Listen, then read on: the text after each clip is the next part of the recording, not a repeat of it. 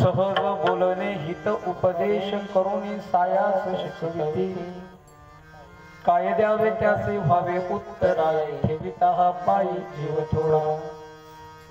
तुका म्हणे वत्स धेनु वेची चित्ती तैसे मज येती सांभाळती काय द्यावे त्याचे व्हावे उत्तराय ठेविता हा पायी जीव थोडा नमो विठ्ठला राजया पांडुरंगा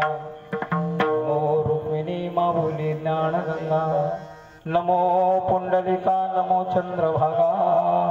नमस्कार माझा रुक्मिणी पांडुरंगा पांडुरंगा करू प्रथम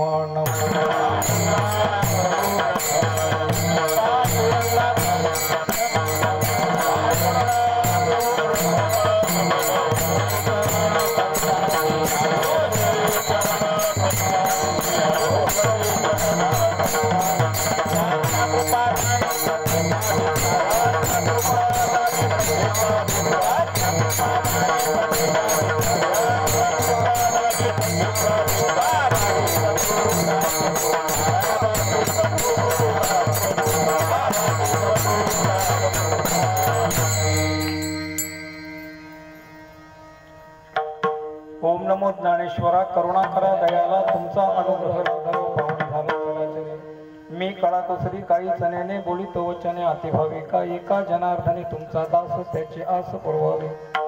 नमो सद्गुरु तुकया ज्ञान दीपा नमो सद्गुरु सच्चिदानंद रूपा नमो सद्गुरु भक्त कल्याण मूर्ती नमो सद्गुरु भास्करा पूर्ण कीर्ती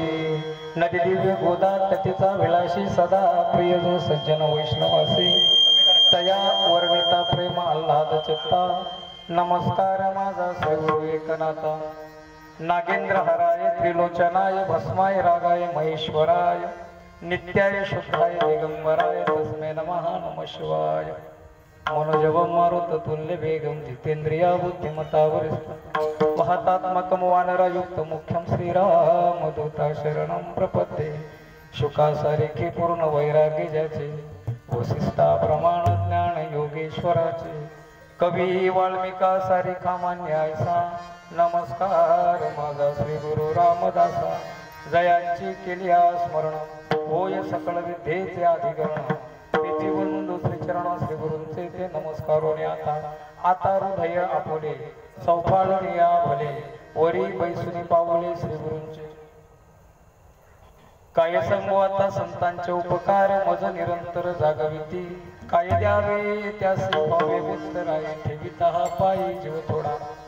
प्रस्तुत प्राप्त प्रसंगी प्राप्तवेली आणि प्राप्तस्थली सेवेसाठी निवडलेला अभंग श्रीमंत देहुनिवासी देहुगावचे थोर संत साधू पुरुष वारकरी संप्रदायाच्या कळस्थानी विराजमान असलेले वैराग्याचे महामेरू जगद्गुरु श्री संत तुकोबारा यांचा 4 चरणाचा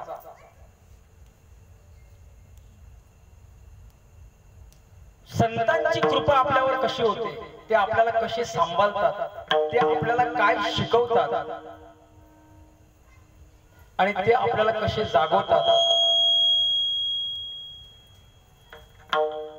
हे या अभंगामध्ये जगद्गुरु तुकोबारा सांगताय विठ्ठल